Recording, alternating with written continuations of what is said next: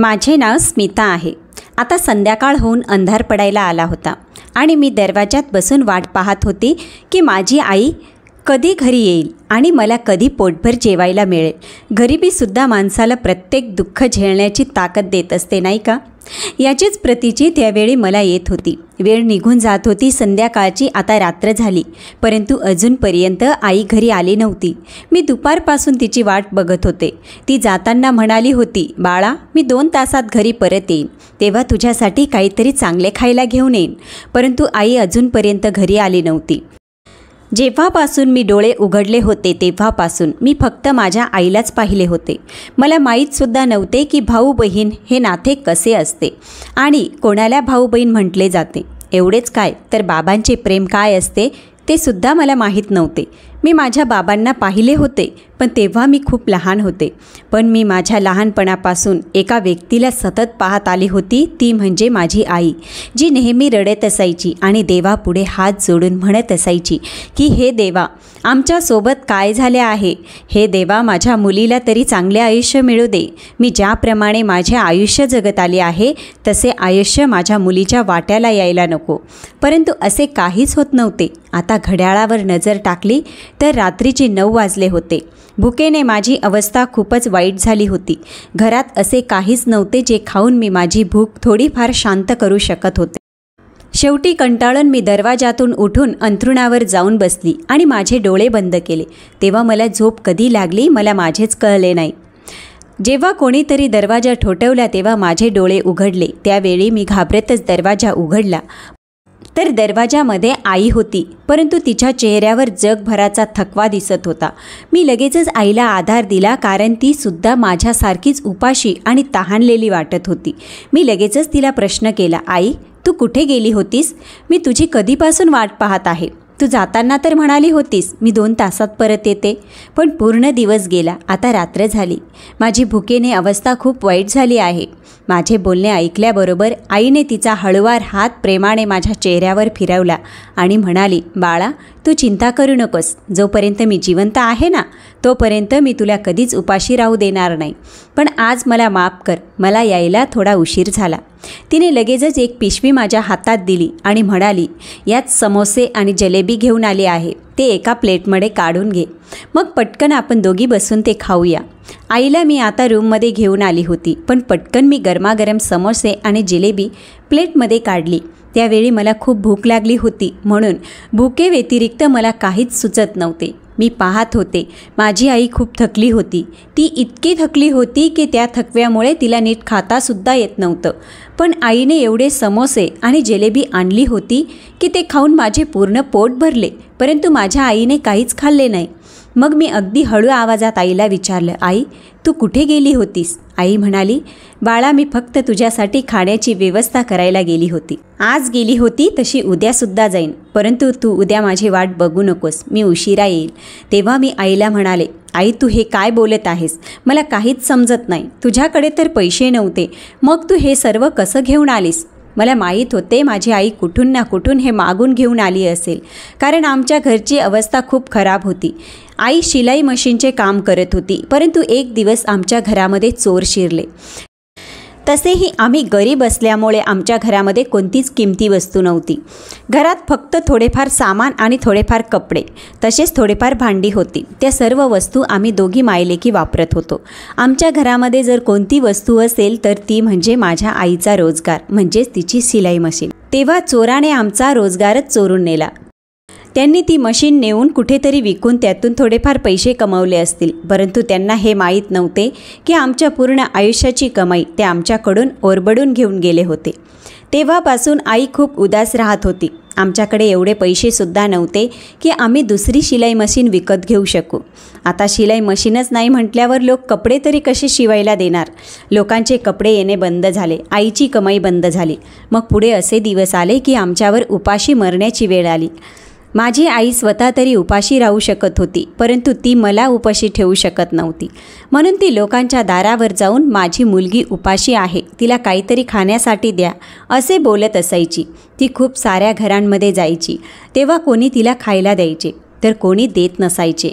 कोणी घरासमोरून हाकलून द्यायचे, पण आईला कुठे ना कुठे थोडेफार जेवण मिळायचे, तेव्हा ती लगेचच ते जेवण घेऊन घरी यायची. मग आम्ही दोघी मिळून जे काही मिळाले असेल ते खाऊन पोट भरायचो. पण आज आईने एक विचित्र गोष्ट सांगितली. ती म्हणाली, आज मी मागच्या गल्लीतील एका महिलेच्या दारात गेले होते. ती म्हणाली, ताई, मी तुला खायला देऊ शकते, पण तू रोज इथे जेवण मागायला येतेस. जर तुला स्वतःच्या मुलीच्या पोटाची एवढी काळजी असेल तर तू लोकांच्या घरी काम कर. त्यामुळे तुला पैसेही मिळतील आणि शिल्लक राहिलेले जेवणसुद्धा मिळेल. तुझे हातपाय अजून धडधाकट आहेत. तू अजून एवढीही वयोवृद्ध झाली नाहीस की तू भीक मागून पोट भरावेस. मी मागच्या 1 वर्षापासून तुला पाहत आहे. जर तुझ्या घरामध्ये चोरी झाली आहे तर याचा अर्थ असा नाही की तू हिंमत हारून जावीस. मेहनत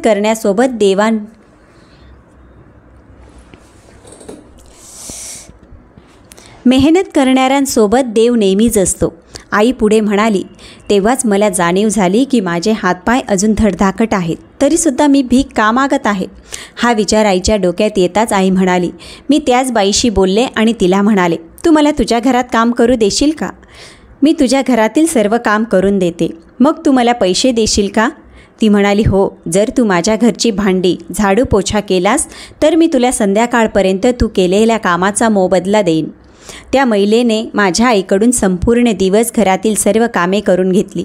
नंतर संध्याकाळी तिने आईला 300 रुपये दिले. त्याच 300 रुपयातून आईने घरी येताना समोसे आणि जिलेबी आणली होती. मला त्या दिवशी खूप वाईट वाटत होते आणि मी विचार करत होते की शेवटी हे कधीपर्यंत चालू राहणार आणि कधीपर्यंत आपण असे आयुष्य जगत राहणार. आपल्या आयुष्यात कधी सुखाने 2 वेळचे जेवण मिळेल हा विचार करून मी आणि माझी आई रडत होतो. पण वेळ अशीच निघून गेली. आई रोज त्या घरामध्ये जाऊन काम करायची. त्यामुळे आई आता मला रात्री घरी भेटत असायची, नाहीतर एकदम सकाळी. त्याच दरम्यान मी एक विचित्र घटना पाहिली. ती अशी होती की आमच्या इथे एक वयोवृद्ध महिला यायची. तिचे वय साधारण 65 वर्ष असेल. ती महिला कोण होती तिला मी ओळखत नव्हते. ती वर्षातून 1-2दा येत असायची आणि माझ्या आईला काही पैसे देऊन निघून जायची. जेव्हा मी माझ्या आईला विचारायची की आई, ती वयोवृद्ध महिला कोण आहे, तेव्हा मला आई काहीच सांगायची नाही. पण आता ती वयोवृद्ध महिला माझ्या आईच्या मागे आली होती. प्रत्येक वेळी ती तिचा चेहरा लपवत असायची, त्यामुळे मला फक्त तिचे शरीर दिसायचे. पण आज मला तिचा चेहरा दिसला. जेव्हा ती तिच्या कारमधून उतरून आमच्या घराकडे येत होती तेव्हा मी तिला आमच्या घराच्या टेरेसवरून पाहिली होती. मी लगेचच दार उघडायला गेले.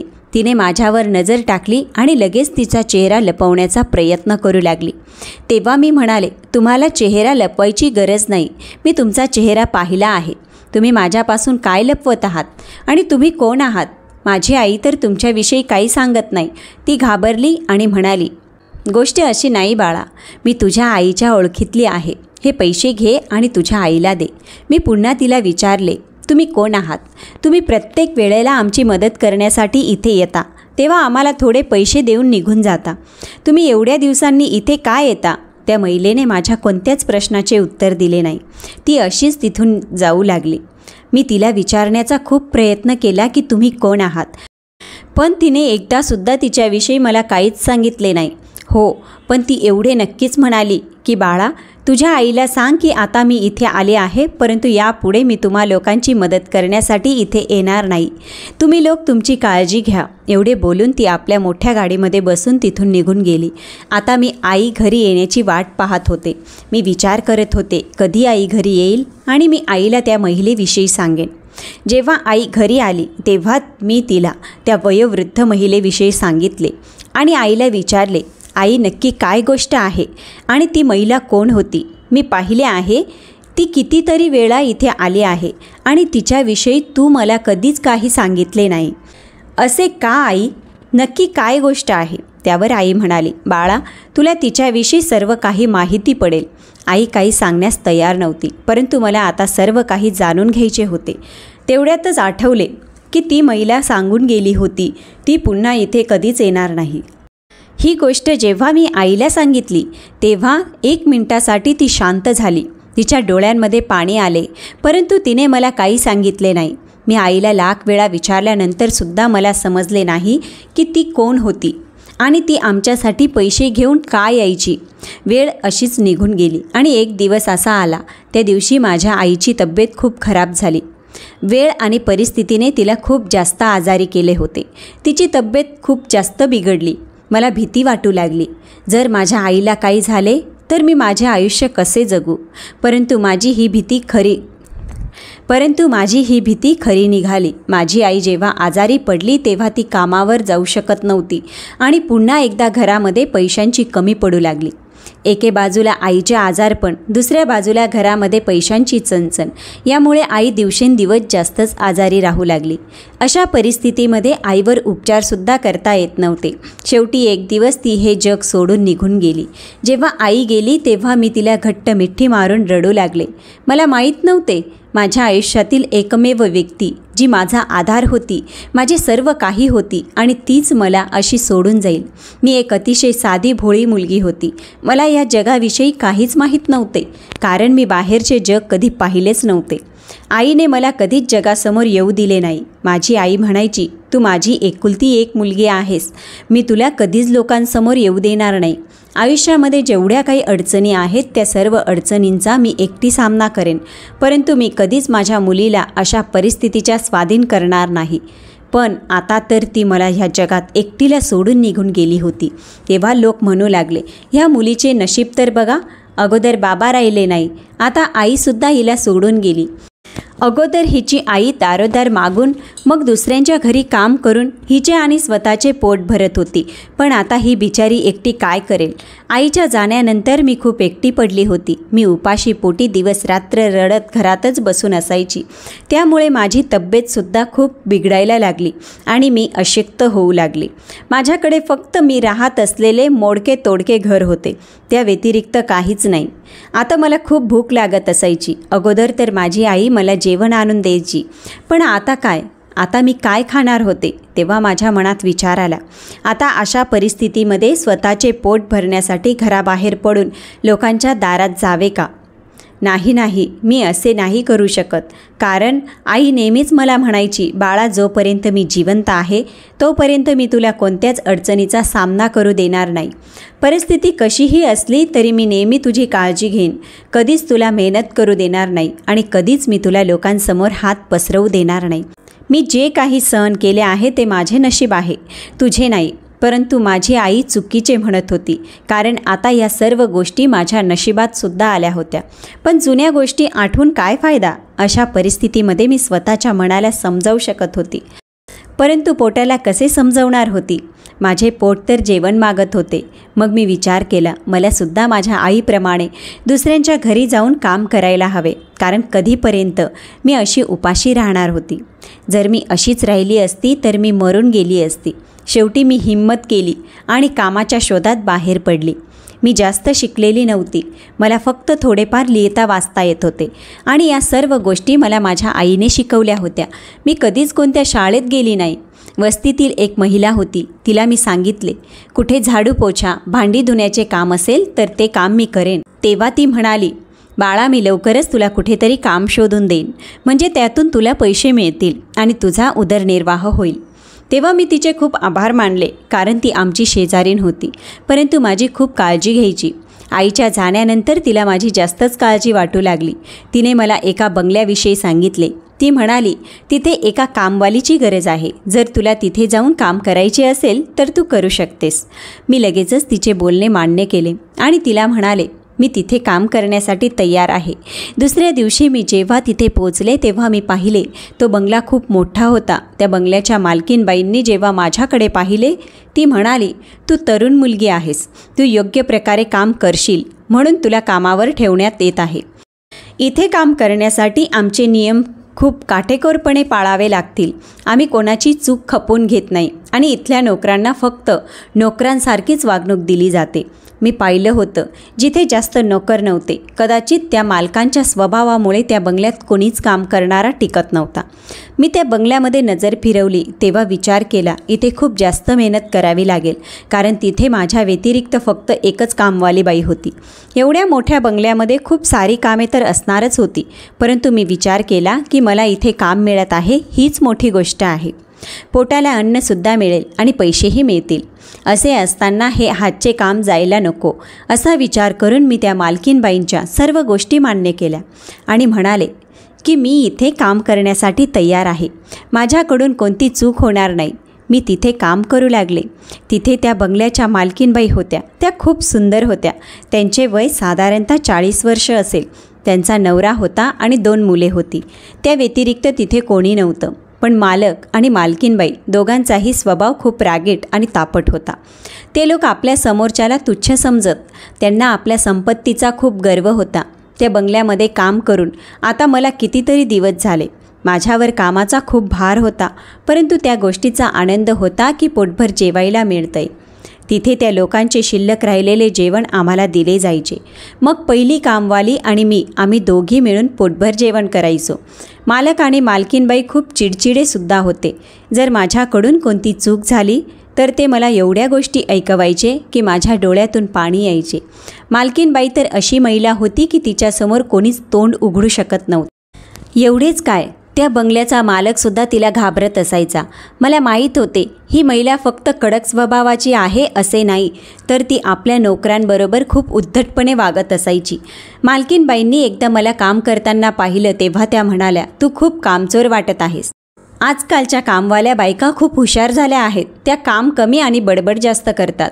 पण मी कधीच त्यांना काही बोलत नव्हते. मी फक्त आपले काम करत असायची. पण असे असतानासुद्धा त्या दिवसभर कोणत्या ना कोणत्या गोष्टीवरून सतत बडबडत असायच्या. पण मी आणि माझ्यासोबत काम करणारी दुसरी बाई, जिचे नाव शालिनी होते, आम्ही दोघीही मजबूर होतो.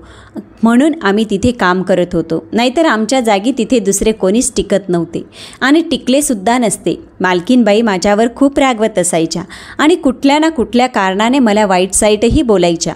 पण असे असतानासुद्धा आता दिवस रात्र तिथे नोकरी करू लागली.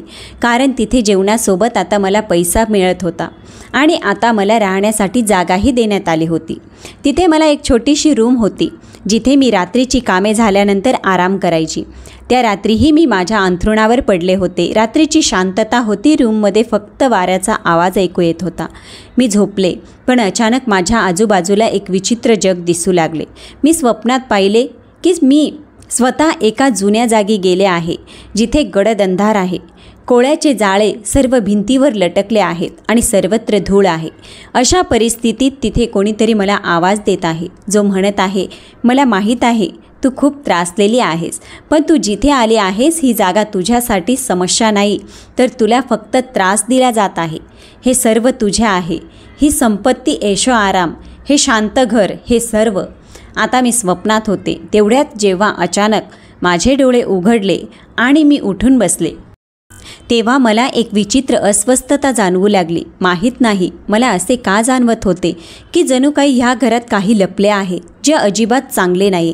आणि जे काही होते ते मला एका विचित्र रस्त्याकडे जाण्याचा इशारा देत होते. हे तर सर्व मी स्वप्नात पाहिले, परंतु जेव्हा मी या बंगल्यामध्ये काम करण्यासाठी आली तेव्हापासूनच मला काहीसे विचित्र वाटत होते. पण जेव्हापासून मी तिथे कायमची राहण्यासाठी त्या रूममध्ये आली तेव्हापासून मला अशा प्रकारची स्वप्न पडू लागली होती. आणि स्वप्नात कोणीतरी मला सांगत असायचे, ही जागा तुझ्यासाठी खूप आरामदायक जागा आहे. परंतु मला तर असे काही जाणवत नव्हते. मला तर इथे लवकर उठून लगेचच काम करण्यास सुरुवात करावी लागायची. पण माझी आई असताना तिने कधीच मला लवकर उठवली नव्हती किंवा ती माझ्यासोबत मोठ्या आवाजात बोललीही नव्हती. परंतु मालकीनबाईंच्या कामामध्ये 1 मिनिट उशीर झाला तर त्या पूर्ण दिवसभर मला ऐकवत असायच्या. अशा वेळी मात्र मला माझ्या आईची खूप आठवण यायची. मी विचार करायची, माझ्या आईने कधीच मला मारले नाही, ती कधीच माझ्यावर ओरडली नाही. पण ही महिला तर तिच्या तोंडाला येईल ते बोलत राहते. तिचा नवरासुद्धा अशाच प्रकारचा होता. तो आपल्या घरात काम करणाऱ्या माणसांना जनावर समजून त्याप्रमाणे वागणूक द्यायचा. जर एखादे काम करण्यामध्ये चूक झाली किंवा उशीर झाला तर सतत आम्हाला कामावरून काढण्याची धमकी दिली जायची.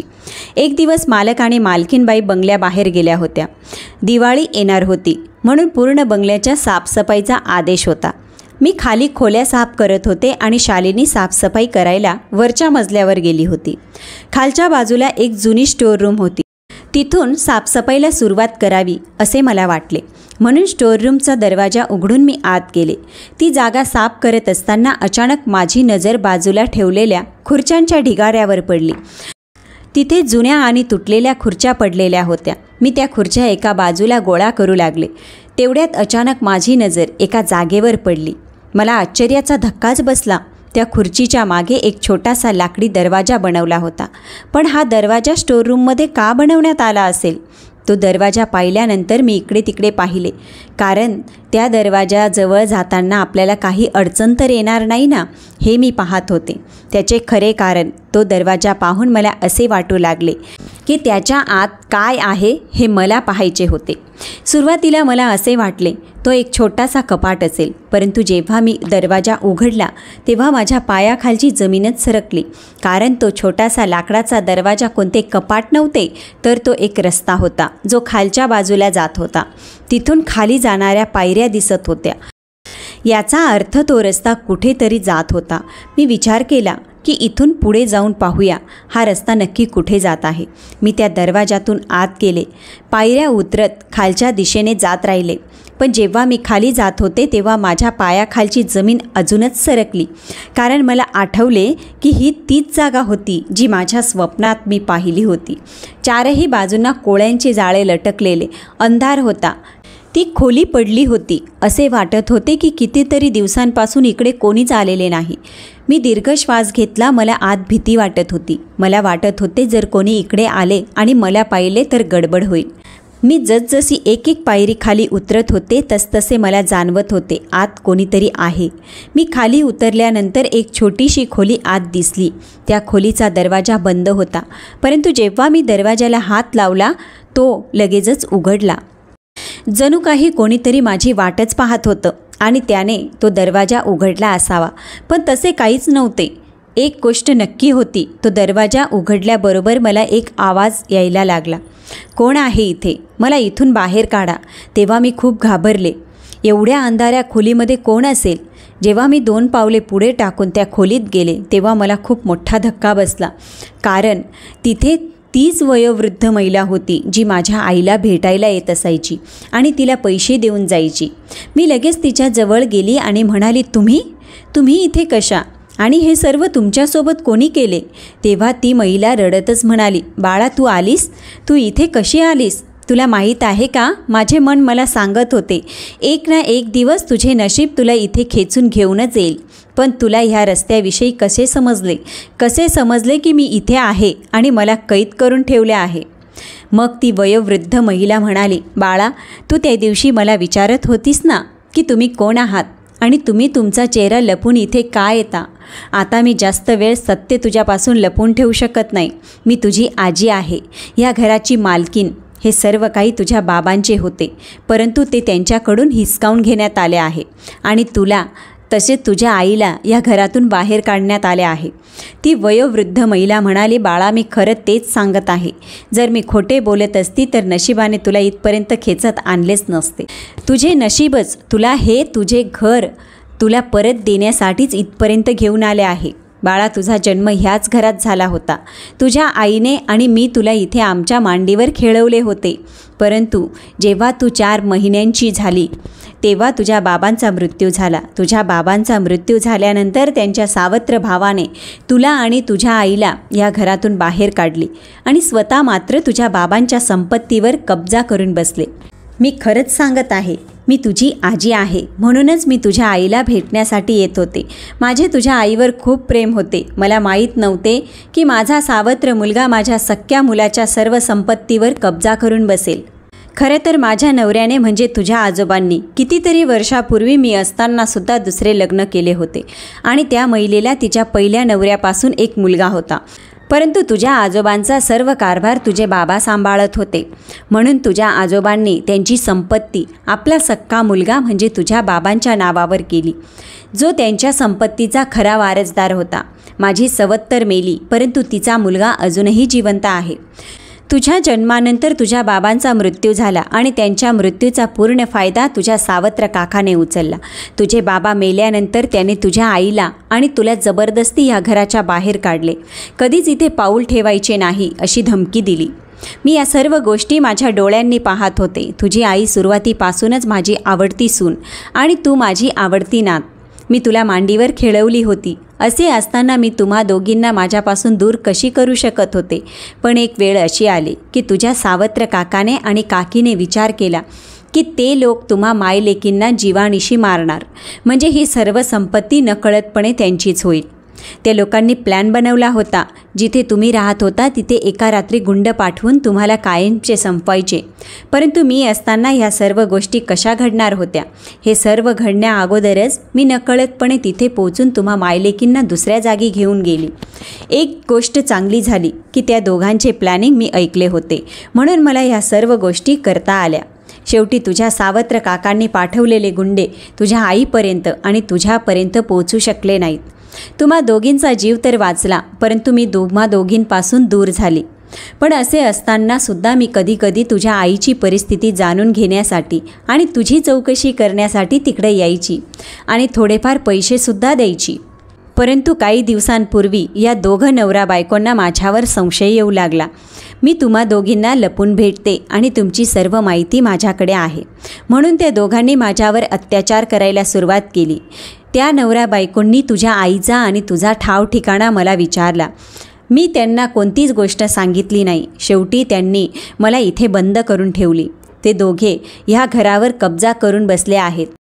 त्या दोघांना तुला आणि तुझ्या आईला जीवानिशी मारायची आहे. तू तुझा जीव वाचव. आपल्या आजीचे असे बोलणे ऐकल्याबरोबर मी तिच्या पायाजवळ बसून जोरजोरात रडू लागले आणि मी तिला तिथून बाहेर काढण्याचा प्रयत्न करू लागले.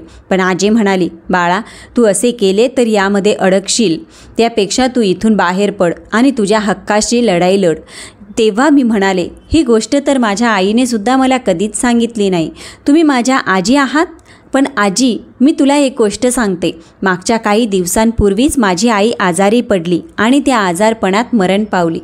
तेव्हापासून मी भुकेने तडफडत होती. शेवटी ह्या बंगल्यामध्ये काम करण्यासाठी आली. या बंगल्यात राहणारे लोक खरंच माझे काका काकी आहेत का? आणि त्यांना मला मारायचे आहे? आजी म्हणाली, हो, हे तेच लोक आहेत आणि त्यांना तुला मारायचे आहे. पण तू इथे कशी पोचलीस आणि ते लोक तुला ओळखतात का? मी म्हणाले, नाही, हे लोक मला ओळखत नाही. त्यांना नाही माहीत की मी त्या महिलेची मुलगी आहे, ज्या महिलेला ते मारू इच्छित होते. आता माझी आई या जगात नाही आणि माझ्या बाबांच्या संपत्तीवर हे लोक कब्जा करून बसले आहेत. त्यामुळे मी आता हार मानणार नाही. मी माझ्या अधिकाराची लढाई लढेन. मी तर इथे माझे पोट भरण्यासाठी नोकरी करण्यासाठी आली होती. आता दिवाळी जवळ आल्या कारणाने मालकीनबाईंनी पूर्ण घराची साफसफाई करायला सांगितली होती, म्हणून मी स्टोअररूमची सफाई करण्यासाठी आले. पण तेवढ्यात अचानक माझी नजर तिथे असणाऱ्या दरवाजावर पडली. तोच दरवाजा उघडून मी इथपर्यंत पोचले. कदाचित नशिबालाच मला इथंपर्यंत पोचवायचं होतं. तुमची भेट घडवून द्यायची होती. तेव्हा आजी म्हणाली, बाळा, तू मला शब्द दे की तुझ्या बाबांची संपत्ती लुबाडणाऱ्या या लोकांचा बदला तू नक्की घेशील.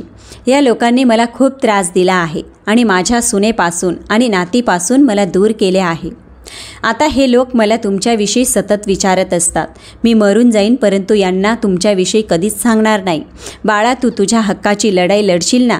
मी म्हणाले, आजी, मी लढाई लढण्यासाठी तयार आहे, परंतु हे सर्व कसे होईल मला तर इथले काहीच माहीत नाही. आजी म्हणाली, बाळा, मी तुझी मदत करेन, पण तू मला शब्द दे. तू मला इथे भेटायला पुन्हा येणार नाही, कारण तुझे इथे येणे एखाद्या धोक्यापेक्षा कमी नाही. जोपर्यंत तू जिंकत नाहीस तोपर्यंत तू इथे येऊ नकोस. यावर एक उपाय आहे, जो तू केलास तर तू ह्या दोघांना कायदेशीररित्या ह्या घरातून बाहेर काढू शकतेस. ते म्हणजे तू त्यांच्याकडे असलेली मालमत्तेची सर्व कागदपत्रे शोधून स्वतःकडे घे. मग ती सर्व कागदपत्रे जेव्हा न्यायालयात सादर करशील तेव्हा तू सिद्ध करू शकशील की तुझ्या वडिलांच्या संपत्तीवर आणि घरावर या लोकांनी कब्जा केला आहे. न्यायालयात मूळ कागदपत्रे सादर केल्यास ही सर्व मालमत्ता तुझ्या वडिलांची असल्याचे सिद्ध होईल आणि तू तुझ्या वडिलांची एकुलती एक मुलगी आहेस. त्यामुळे हे सर्व कायदेशीररित्या तुलाच मिळेल. आजीचे म्हणणे मला चांगलेच समजले. तेव्हा मी माझ्या आजीला शब्द दिला, मी तुला इथून नक्कीच बाहेर काढेन आजी.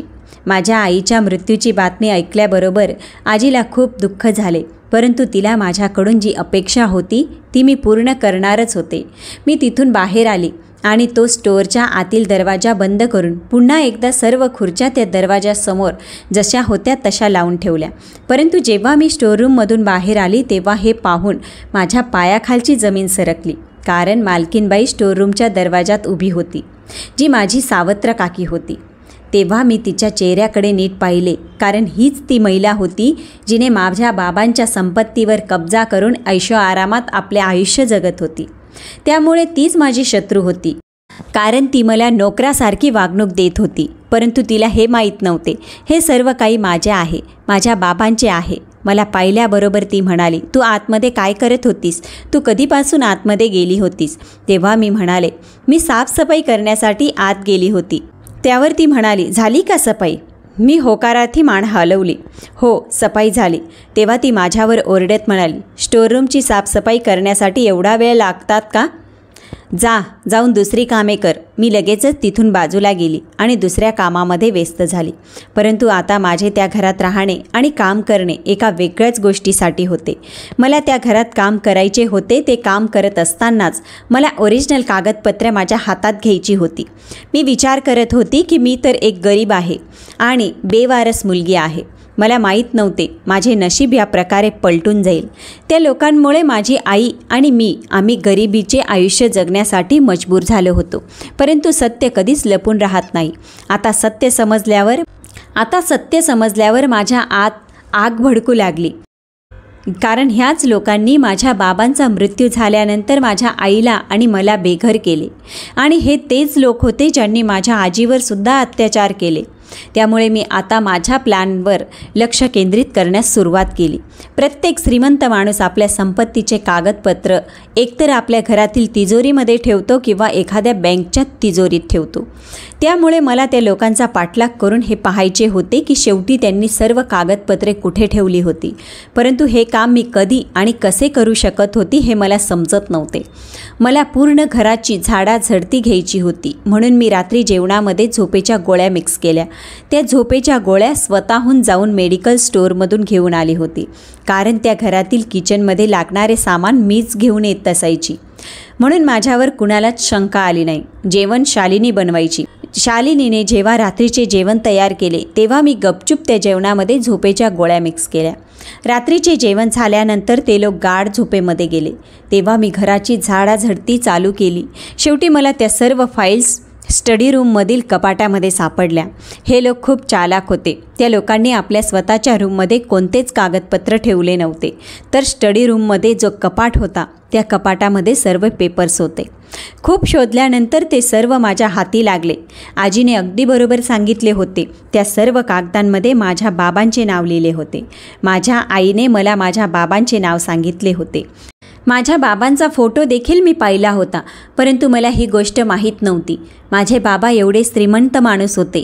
मला माहीत होते की जेव्हा सकाळी ह्या लोकांना जाग येईल तेव्हा त्यांना संशय येईल की रात्री यांच्याबरोबर नक्कीच काहीतरी गडबड झाली आहे.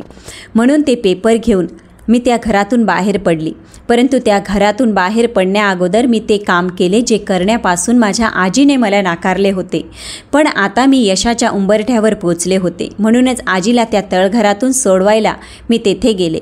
मी कागदपत्र आजीला दाखवली तेव्हा तिच्या आनंदाला पारावारच उरला नाही. आजीने लगेचच मला मिठी मारली आणि म्हणाली, मला अपेक्षाच नव्हती तू मला इथून बाहेर काढशील. तेव्हा मी माझ्या आजीला म्हणाले, आपण लवकरच इथून बाहेर पडूया, नाहीतर कोणी आपल्याला पाहिले तर खूप मोठी गडबड होईल. मी आजीला घेऊन रात्रीच त्या घरातून बाहेर गेले. एका रात्रीतच माझा सावत्र काका आणि काकीचे पूर्ण जग बदलले. त्या लोकांना माहीतसुद्धा नव्हते त्यांच्यासोबत काय झाले आहे. मी सकाळ होताच लगेचच एका वकिलांच्या ऑफिसमध्ये पोचली. माझ्यासोबत माझी आजीसुद्धा होती. मला माझ्या बाबांची संपत्ती हवी होती. म्हणून आता माझा आवाज अगदी मजबूत झाला होता. मी एखाद्या कामवालीसारखी बोलत नव्हते, तर एका मालकाच्या मुलीच्या आवाजात बोलत होती. वकील साहेबांनी ते सर्व कागद नीट पाहिली आणि माझ्याकडे पाहत म्हणाले, जर खरंच हे पेपर खरे असतील तर कायद्यानुसार सर्व संपत्ती तुझी असेल. हे ऐकल्याबरोबर माझ्या आणि माझ्या आजीच्या मनाला शांती मिळाली. तेवढ्यातच वकील साहेब म्हणाले, तुम्ही ही लढाई लढण्यासाठी तयार आहात का? तुम्ही तयार असाल तर मी अजून एक गोष्ट तुम्हाला सांगतो. ते लोक खूप वर्षापासून त्या बंगल्यात राहत आहेत, त्यामुळे ते एवढ्या सहजासहजी स्वीकारणार नाहीत. त्यावर मी म्हणाले, वकील साहेब, त्यांनी काहीही करू द्या, परंतु मी मागे हटणार नाही. हा माझा आणि माझ्या बाबांचा हक्क आहे. तेव्हा वकील म्हणाले, ठीक आहे, आपण कायदेशीर कारवाईला सुरुवात करूया. माझा सावत्र काका विनोद पांचाळ आणि त्यांची बायको निलिमा दोघांनीही खूप ताकद लावली होती. त्यांना काहीही करूनही ही केस जिंकायचीच होती. खोटे साक्षीदार, खोटे पेपर त्या लोकांनी न्यायालयात सादर केले आणि मला बदनाम करण्याचा प्रयत्न केला. त्यांचे म्हणणे होते की मी खोटं बोलत आहे. माझी सावत्र काकी न्यायाधीश साहेबांना म्हणाली, ही एक गरीब मुलगी आहे. ती आमच्या घरामध्ये नोकराचे काम करत होती आणि आता हीच मुलगी आमच्याच सर्व संपत्तीवर अधिकार सांगण्याचा प्रयत्न करते. तेव्हा मी न्यायाधीश साहेबांकडे पाहिले आणि अगदी मजबूत शब्दात म्हणाली, साहेब, माझ्याकडे सर्व खरी कागदपत्रे आहेत, ज्यांच्यावर माझ्या वडिलांच्या सह्या आहेत. एवढेच नाही तर माझ्या आजोबांनी त्यांची सर्व संपत्ती त्यांचा एकुलता एक सक्का मुलगा म्हणजे माझे बाबा त्यांच्या नावावर केली होती, असे त्यांनी त्यांच्या मृत्यूपत्रात लिहिले आहे आणि ते मृत्यूपत्रसुद्धा माझ्याकडे आहे. जर आवश्यकता असेल तर तुम्ही फॉरेन्सिक टेस्टसुद्धा करू शकता. तेव्हा न्यायाधीश साहेब म्हणाले, मला या सर्व कागदपत्रांची खातरजमा करून घ्यावी लागेल. त्यासाठी त्यांनी आम्हाला पुढची तारीख दिली. न्यायालयामधून बाहेर पडल्यानंतर माझे सावत्र काका आणि काकीच्या चेहऱ्यावरचा रंग उडाला. पण तरीसुद्धा माझी काकी म्हणत होती, जर मला अगोदरच शंका आली असती तर मी या मुलीला तेव्हा संपवली असती. तिचे असे बोलणे ऐकून मला राग आला आणि मी म्हणाले, माझ्या हक्कापासून मला कोणीच दूर करू शकत नाही. पुढची तारीख येण्या अगोदरच माझ्या सावत्र काकांनी मला संपवण्याचा प्रयत्न केला, परंतु त्यांचा हा प्लॅनसुद्धा यशस्वी झाला नाही. मी लगेचच त्याच्या विरोधात पोलीस स्टेशनमध्ये तक्रार दाखल केली. तेव्हा पोलिसांनी माझ्या काकाला आणि काकीला अटक केली. त्यानंतर जेव्हा त्या दोघांना न्यायालयामध्ये हजर करण्यात आले तेव्हा आम्ही सादर केलेली सर्व कागदपत्रे खरी असल्याचे न्यायाधीश साहेबांनी सांगितले. पण त्यासोबतच माझ्या आजीने सुद्धा न्यायाधीश साहेबांसमोर माझ्या बाजूने जबाब दिला. त्यामुळे मला जीवे मारण्याचा प्रयत्न केल्याकारणाने आणि माझ्या बाळाच्या संपत्तीवर कब्जा करून आम्हा मायलेकींना घराबाहेर काढले, तसेच आजीवर अत्याचार केले, आमचा मानसिक छळ केला. या सर्व आरोपांखाली माझ्या सावत्र काका काकींना शिक्षा ठोठावण्यात आली. आता त्या बंगल्याचा ताबा माझ्याकडे आला. मी आणि माझी आजी आता आम्ही दोघी ही केस जिंकल्यामुळे खूप आनंदात होतो, कारण ही केस जिंकण्यासाठी देवानेच आम्हाला साथ दिली. म्हणून आम्ही दोघेही देवाचे आभार मानत होतो आणि माझ्या बाबांचे घर आज माझ्या ताब्यात होते. प्रेक्षक मित्रांनो, एका श्रीमंत कुटुंबात जन्मलेल्या मुलीला आपले तारुण्य गरिबीत जगावे लागले, परंतु त्यानंतर का होईना तिला तिचा हक्क मिळाला. यावरून एकच गोष्ट स्पष्ट होते, देवाच्या दारामध्ये उशीर का होईना प्रत्येकाला न्याय मिळतोच आणि अपराध्याला शिक्षाही मिळतेच. याविषयी आपले काय मत आहे कॉमेंटमध्ये नक्की लिहा. व्हिडिओ आवडला असेल तर ओम नमः शिवाय लिहायला अजिबात विसरू नका.